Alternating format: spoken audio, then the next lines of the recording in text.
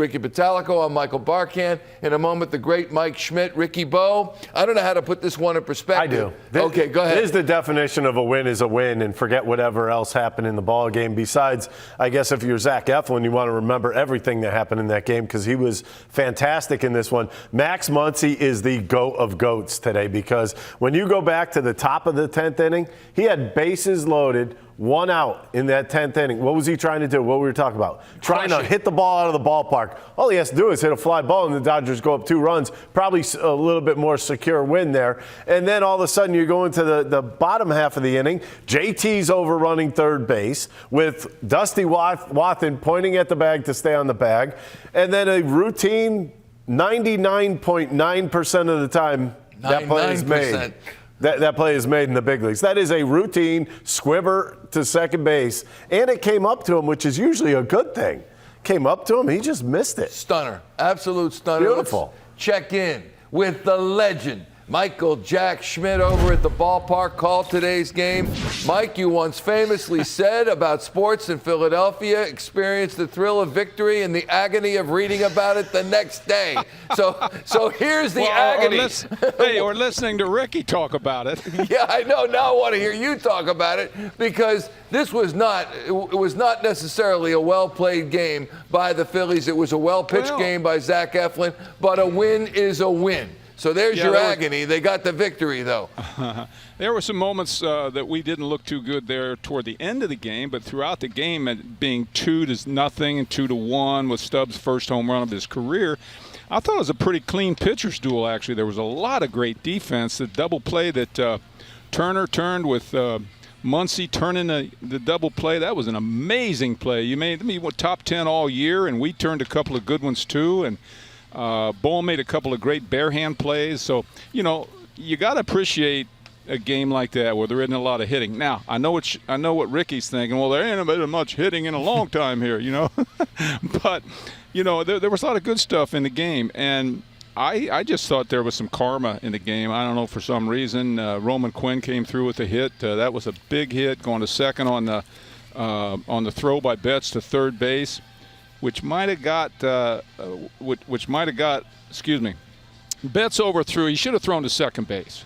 You know what I'm saying? Yeah, that's fair. Keep Quinn on first. Keep the winning run off of second base. So what about the tying run? Anyway, also, Alec Bohm made contact with a 2-2 count or a 3-2 count. I'm not sure it was. He made contact, and that put the pressure on Muncy to make the play. It was an in-between hop. He booted it. Roman Quinn speed wins the game for the Phillies. Mike. I didn't think it was that bad. Now, JT at third base, I'm not sure about that. I don't know what caused him to want to think he could score. I guess Tommy said he deked him. I don't know. He only took 2 steps. It wasn't like he took off running like the ball went through. But it is what it is. Like you say, it's a win. A win is a not win. Pretty, but taking off to Atlanta, it's good to get this win under our belt. When's it going to happen, and how do you diagnose what has befallen the Phillies this season, below 500? Well, Michael, everybody asked me that, for the last week. I've done some things promotion-wise with the Phillies, and everybody wants to ask me, what's wrong with the Phillies? I don't have an answer. A simple answer is it's early, right? Guys will catch fire. Their stats will improve. Their run production will improve as time goes on. All this could be different when we get to early July. To break it down like I'd like to break it down is I think we are trying to do too much with our swings. In other words, we're taking a big swing all the time. It's not a short, compact, line drive stroke. We're making it easy on pitchers to pitch to us. We're swinging a lot of balls out of the strike zone. One of the things we talked about in the broadcast was walks. We're almost dead last in the major leagues over, the last month and a half or whatever Tommy mentioned in the broadcast. We have 40 walks during a period when the Dodgers have 80 walks, which means the Dodgers are tougher outs. Now, we will eventually be that, but to me, that's the big difference. We have too many guys going out of the strike zone, too many guys striking out. If we had more guys walking, more guys putting pressure on the opposing pitcher, our offense would gel and would come back together. And like you say, I believe we have a tremendous offensive lineup. I think when Didi gets back in there and we get a consistent lineup, Joe can put the same lineup out there all the time. we will rock and roll. You mentioned that last one, Mike. The Phillies have put together, Joe Girardi has put together 34 different lineups in 41 games. And I asked our statistician, Carl Graber, I said, well, just for comparison, well, how many lineups the Dodgers have this season? 25. So I understand that's a lot of combos, too. It's a lot of combinations, but it's not 34. Is there any reason Joe shouldn't just put out 1 through 9 and see how it goes for a while? Well, I tell you what, the Dodgers have 1, 2, 3 the same every day. You know, the 1, 2, 3 hitters are the same every day. Ours aren't. There's one hitter in our lineup, Bryce Harper, who hits 3rd every day, and Castellanos hits 4th every day. But we change our 5th. We change Reese, you know, to number 1, and Segura. And by the way, that was one of the big moments in the game too. Yeah. Walking Schwarber to let Segura hit with the game on the line. The guy most apt in our lineup to hit a single. He's got most hits on our team. I thought that was a ridiculous move by the Dodgers manager, Dave Roberts. Unbelievable. Ricky was saying not only walk Schwarber, then walk Segura too. Yeah, you might as well walk them both at that point if you're going to do that and face Real Muto, who was struggling mightily this year. Good point. Good point. I mean, the worst guy you want to allow to beat you with a single is a contact hitter, you know, with 2 outs, and Segura, right? I wouldn't look for him if I was the Dodgers manager. I mean, I'd find somebody we can strike out, and it's definitely not, you know, it's definitely not Segura. So that was another big moment in the game. So, and on top of that, historically wise, you look at Segura, when the guy gets intentionally walked before him in a situation like that, I think he did it like 3 or 4 times last year. Yeah, and especially when you stick a fastball right down the middle first pitch. You know? Not I mean, a good pitch. And he's going to put it in play, and that's another thing.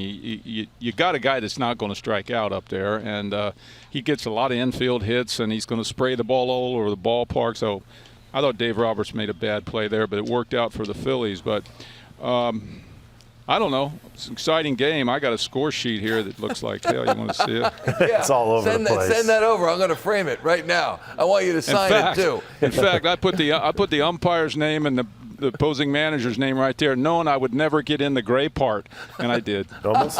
There you go. Here's the bottom line. You're batting 4th for us every single time. Or 3rd. If you want 3rd, you can bat 3rd too. I'll take you 4th. Either you could hit for power and average. So it doesn't matter. Oh, I shouldn't have done that. I should go down and sign this and give it to Stubbs, his first home run. Exactly. You know what? You should, because he'd love this. That's an all-timer.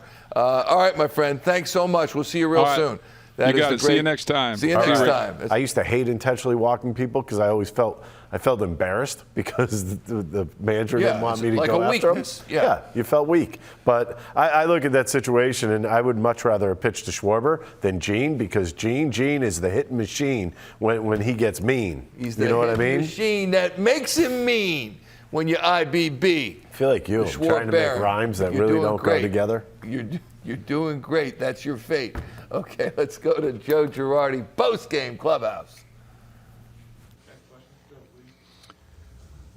What are your emotions there? Yeah, I mean, it's a fantastic win. You know, you think about the 7 games we played against the Dodgers. We fought them tooth and nail for 7, straight games, basically. But you get some big contributions from a lot of people. You know, Garrett Stubbs, huge. Roman Quinn gets a big hit and ends up scoring because of his speed. And, you know, one of the things that the reason we called Roman was for his base running ability, just because it's a difference, right? He's the only guy on our team that scores, probably one of the few in the league that scores.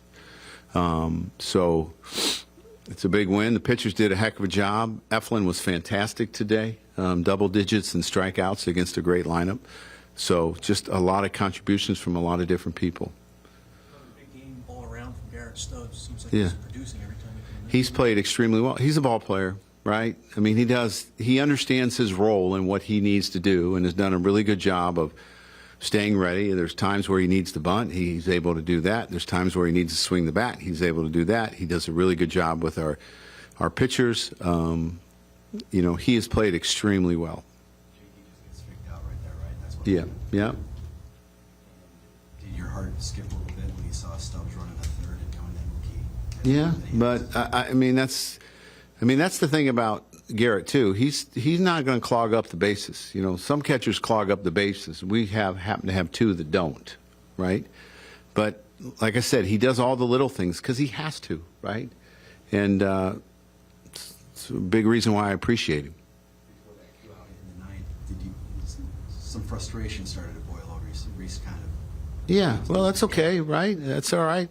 Trash cans can be repaired or get new ones.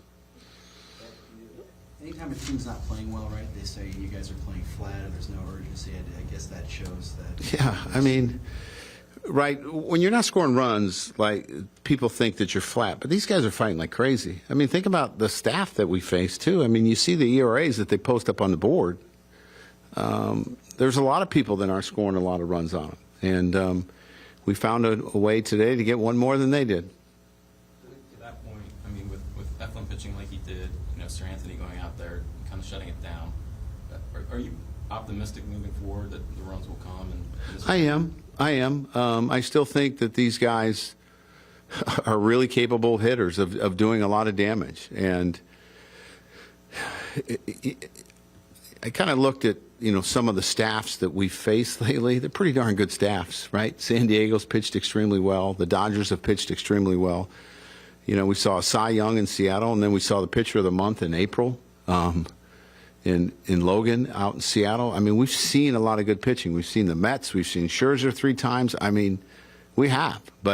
And there's a lot of great pitching in our division. There's no doubt about it. But we have to find ways to win games like this.